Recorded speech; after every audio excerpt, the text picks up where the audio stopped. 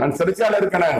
16/6/2006 இருந்து 12/6/2018 வரை 12/6/2018 வரை 12 ஆண்டுகள் சிறையில் இருந்தேன். நான் சிறையில் இருக்கும்போது தான் என்னத்துக்குன்னு சொல்றாரு. அதை நான் ரெக்கார்ட் பண்ண முடியல, பேப்பர் குறிச்சு வச்சேன். நான் சிறைக்குள்ள மத்தியில் இருக்கும்போது சொல்றாரு, தமிழகத்தில் எல்லாம் மரணம் சொல்றாரு.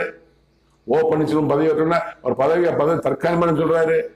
சசிகலா நடராஜனுக்கு அதிகமாக பொதுச்செயலாளர் பதவி கொடுக்கலாம்னு சொல்றாரு. 23/12/2014 முதல் பொதுச்செயலாளர் ஆகிறாரு. எடிம் பொதுச்செயலாளராக சசிகலா நடராஜன் தந்திருக்கப்படுகிறாரு.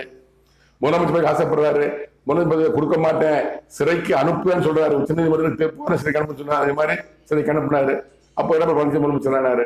இவற்றாலும் சொல்ல தேவை, இவற்றாலும் சொல்லிக் கொண்டு வருகிற தேவநாயகத்த 17, 18, 20/12/2016 தமிழகத்தின் அடுத்த முதலமைச்சர் மு க ஸ்டாலின் அன்றே சொல்லிவிட்டார். 5 முன்னாடி சொல்றாரு. அந்த திருக்கத்தை நினைவுட்டுலாம் திரும்ப கூறுகிறது கேளுங்கள்.